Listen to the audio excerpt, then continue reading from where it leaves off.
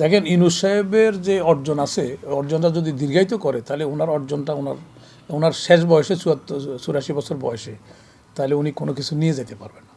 সব ভালো যার শেষ ভালো তার। ওনার অতীতে অনেক ভালো ছিল, কিন্তু শেষ ভালো না হলে তো সেই ভালোগুলি সব ম্লান হয়ে যাবে। তো ইউনূস সাহেব আমার মনে হয় এই ব্যাপারে ওয়াকিবহাল আছেন ওইটা। কিন্তু ওনার আশেপাশে যারা আছেন তারা তো মজাই মজা, চেয়ারের কি মজা, হে কি ছাড়তে চায়? আমাদের দেশে কোনো এরকম এক্সাম্পল দেখছেন?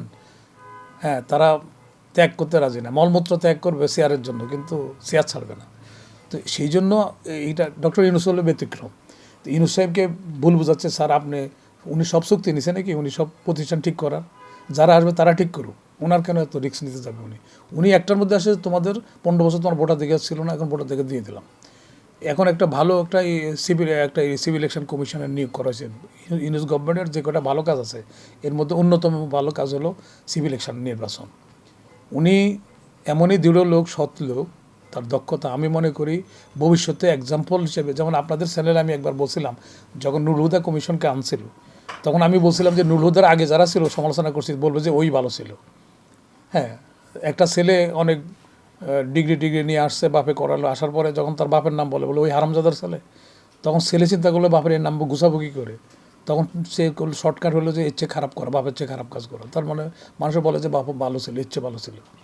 তো আপনারা কিন্তু একসময় বলবেন, আমি বললাম যদি ওনাকে কাজ করতে দেওয়া হয়, নাসির সাহেবকে যদি কাজ করতে দেওয়া হয়, নাসির সাহেব এই দেশে সেশন হবে, আমি এটা দৃঢ়ভাবে বলতে পারি। যেমন আগের সিপি ইলেকশন নির্বাচন করার সময় সেখানে শিপিং মিনিস্টার ছিল, আমি কিন্তু ওই কথা বলছিলাম যে আগের ইলেকশন কমিশনকে বলবেন যে নুর হুদা এমন কাজ করবে।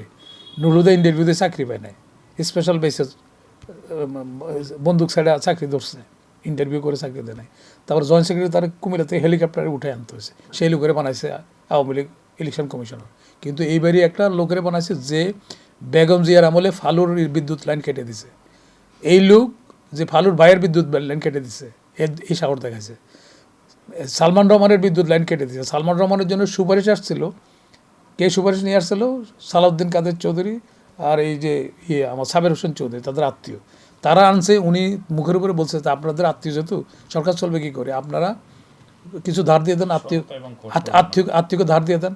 আপনি মনে করেন বিএনপির আমলে ফালুর ভাইয়ের বা ফালুর লাইনের বিদ্যুৎ লাইন কেটে দেওয়া কিন্তু সোজা, এই নাসির সাহেব সেটা কাটছে। অনেকে জানে না জানে মিথ্যা বাজে কথা বলতেছে, অনেকে দেখতেছি আমি, বলছি উনি রাজাকার কিনা, এটা কিনা, ওনার বাপ রাজাকার কিনা। ওনার বাপ রাজাকার ছিল না, ওনার বাপ, আর যদি রাজাকার তাহলে ছেলে কী ক্ষতি আছে তাতে? উনি কী করছে সেটা না, ওনার বাপ কী করছে, চাচা কী করছে, কোথার দরকারটা কি? ওনার বাপ যদি রাজাকারও থেকে থাকে, এটা কিন্তু মিথ্যা কথা বলছে।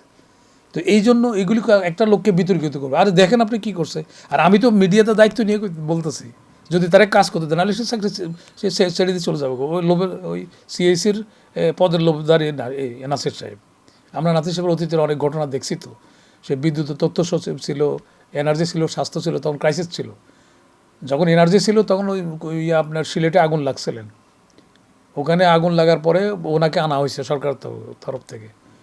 ওখানে যেখানে মিটিং করছে যদি আর 1 ঘন্টা পরে থাকে তাহলে ওইটা পরে গ্যাসে উড়ে নিয়ে গেছে, উনি মারা যেতেন। উনি চ্যালেঞ্জ নিয়ে গেছে, কোনো বিতর্ক তো হয়নি। তারপরে এখানে যেটা আসছে, ওনারা বলছেন যে আমার নিয়ত সহি। তো নিয়ত যদি ভালো থাকে তার কাজও ভালো হবে। এবং সে 5 ওয়াক্ত নামাজ পড়ে ইমানদার মানুষ, আমি তার সহকারী সচিব থেকে জানি। তো সুতরাং এখন যেগুলি যারা বলতেছে এগুলি হলো বিতর্ক, উদ্দেশ্য হলো সরকারকে বিতর্কিত না। রোড ম্যাপ চাইতেই পারে, রোড মানে আপনি একটা বাবুসি যদি রান্না করতে বলেন 100 লোক খাওয়াবে, তো সে বলতে পারে ডাল চাল কতটুকু লাগবে।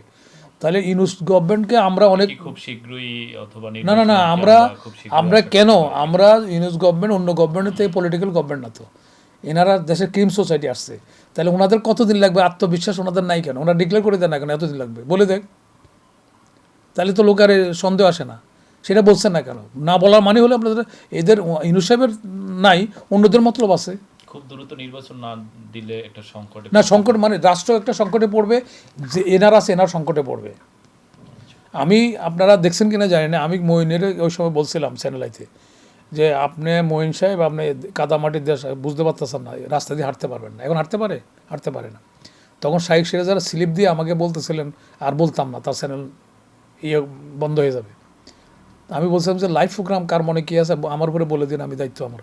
আমি মঈনকে বলছিলাম যে আপনি কোথায় ক্ষমতা বলেন, যা সিগনেচার আমরা চাকরি, যারা দেখছেন আপনারা হয়তো দেখছেন কিনা জানি না, না দেখলে দেখে নিন, এখন আর্কাইভে আছে, যে আপনি হাসিনা খালেদারের চোর বলার অধিকার কোথায় পেলেন? আপনার তাদের সিগনেচারে তো আমরা চাকরি হয়েছে। আপনি কি সংবিধান স্থগিত করছেন? করেন না। আমরা 10টা বাহিনীর মতো একটা বাহিনীর প্রধান, তাহলে আপনি ওনারা চোর ডাকাত বলতেছেন কেমন করে?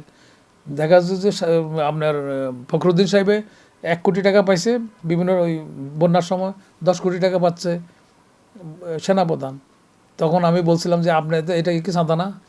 তাহলে আমরা প্রধানমন্ত্রীর পদ এনজয় করে সে পাচ্ছে 1 কোটি টাকা, আপনার কাছে 10 কোটি টাকা দিচ্ছে ব্যবসায়ীরা কেন?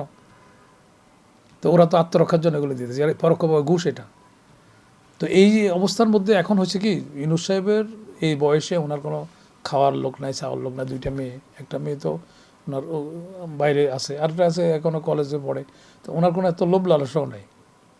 উনি কি দরকার ওনার? উনি যে সম্মান পাইছে এই পদের চেয়ে অনেক বড় সম্মান উনি পাইছে সারা বিশ্বে তার কাছে। আমরা ইউনূস সাহেবের নিয়ে গর্ব করি, আমরা এখনও গর্ব করতে চাই। আমরা চাই যে ইউনূস সাহেবের শেষ ভালো হোক। হ্যাঁ, সুতরাং দ্রুত নির্বাচন দিয়ে ওনার আত্মরক্ষার জন্য, মান সম্মান বজায় রক্ষা করে উনি ওনার কাজে চলে যান। এটা ওনার ভালোর জন্য বলছি, কারণ আমিও ব্যক্তিগতভাবে, উনি আমাকে ভালো জানেন, আমি ওনাকে ভালো জানি, সেই জন্য এই কথাটা বলা।